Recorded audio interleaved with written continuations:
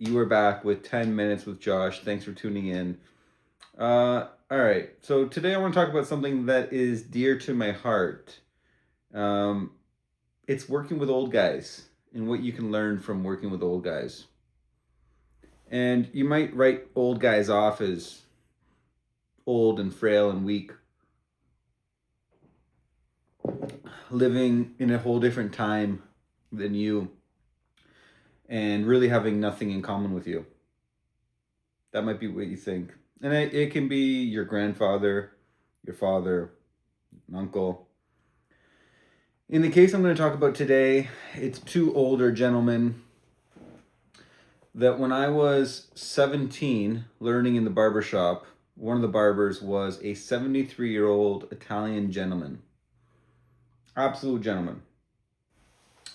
And, you know, when I was young and I was working, I would look up to him and be like, he's 73.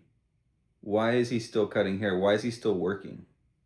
Am I sure this is the type of job that I want to get into? I don't want to be 73 and working. I want to retire when I'm, 55, 60, 50. That was my mindset.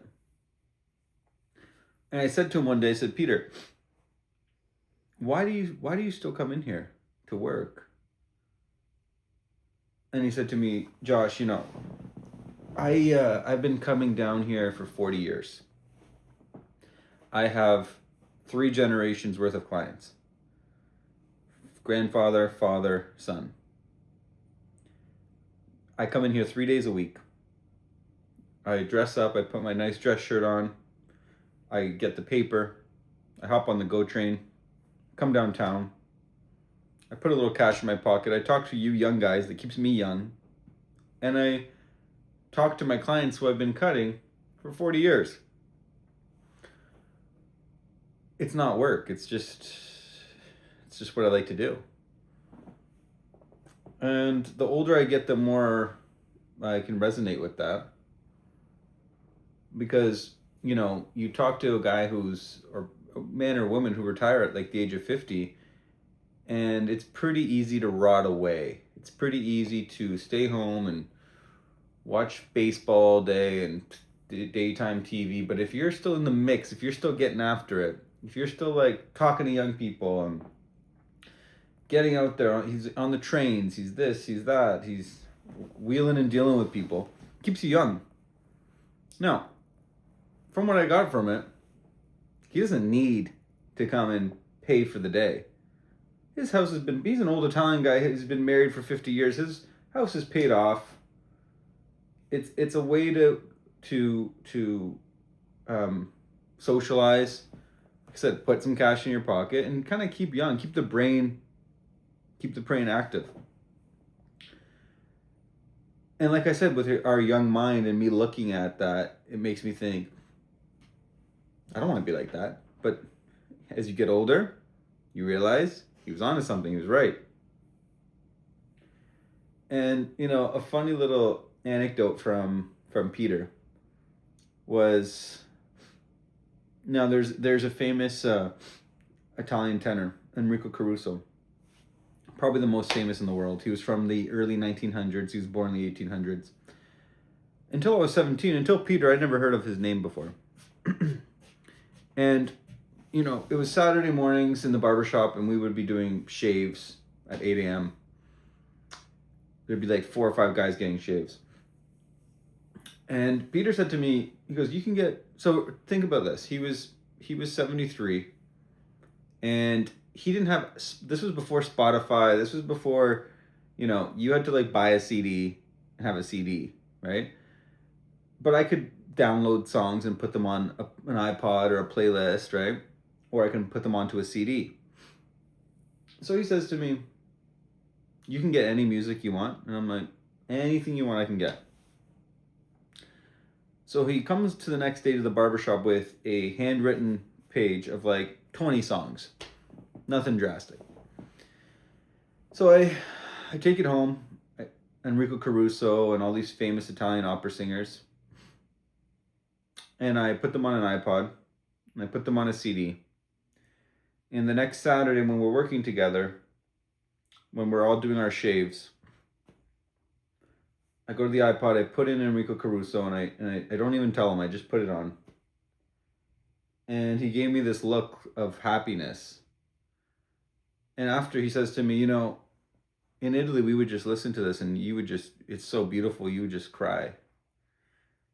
And I gave him the CD, and he was very thankful for it. And until this day, I love Caruso. I love Caruso. I went to La Scala in Milan. I have vinyl of Caruso. He's amazing. But I didn't know, these are the things you learn from these old school guys, right? And now this is another story of another older Italian gentleman that I worked with, Mr. Perquillo. He was 68 and I was probably 22 at the time.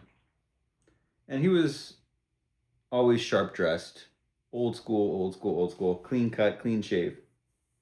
His mother still lived in Italy. And he was going to Italy for his mom's birthday to spend her, I think must have been her 90th birthday. And leading up to his trip, he was unshaved. He wouldn't shave. It started to look scrappy because it's like gray and white, and it didn't look like a nice beard. And I said to him, Dom, I'm like, want me to give you a shave? Like, he looks like crap, right? No. Okay. A couple days later, Dom, your beard's getting worse. Do you want me to clean it up for you? No. Okay. 2 days before his trip, it's really bad. And I said to him, Dom, you're gonna go to Italy like that? Like, I'll shave it off. I'll use the razor and everything. He goes, no, Josh. He goes, no, because when I go to Italy, the first thing my mom is gonna say to me is, go shave your beard. And I'm gonna go upstairs and shave my beard. And I was like, wow. So you're giving her that satisfaction of like, I'm still your mother. You're 68 years old. I'm gonna say your beard looks like crap. Like any mother, they don't like beards. Your beard looks like crap. Go shave your beard. And you're gonna listen to her. And you're gonna give her that satisfaction without bragging about it, without telling me about it. I had to pull it out of you for days. That's just what you were gonna do. And it's beautiful. It's beautiful. Like, I'm just like, man, we could all use a little bit of that, because especially when you have like an Italian mother who can be like, oh, did you eat? Oh, I heard there's an accident in the city. Are you home? Like, and it can be annoying. It can be annoying. But just to give her that satisfaction on her 90th birthday, that she can still tell her son, without saying anything, she can still tell her son to shave his beard, and he's going to listen. I think it's beautiful. And I think it's like an old school thing that like no one my age knows this type of stuff and thinks like that. That's just an old mindset. In a good way though. It's beautiful. I think it's beautiful. You know, so yeah, for me it was really nice working with these old guys, and there's a number, and this is just a brief part of these barbershop people that I've worked with. I've worked with so many, and there's so many characters, and you learn so much if you just listen. You just have to learn to listen. And especially when you're the young guy, you don't know shit. Don't be the talking guy. Don't talk. Listen. I'm not gonna teach him anything. Maybe I'll teach him how the internet works or how to download music. But I'm not gonna teach him anything about life. He's gonna teach me about life, because he's been through it time and time again. You go through all these things. So there's a lot of wisdom in these guys, and you know, like I was saying, no man is perfect. There's flaws with every man. There is flaws with every man. So you can't hold one uncle or one mentor on a pedestal. And I'm going to do a whole video on mentors, because it's very important. And it's very important that you realize that everyone is flawed. Everyone is flawed. But you got to learn to take the good and leave the bad. You got to recognize the bad, not judge them for it, because no one's perfect. You have your flaws too. But you take the good qualities. That's it for now. Make sure to like, subscribe, comment. all that stuff. It helps. It seems to help the channel. So that's it for now. Ciao, ciao.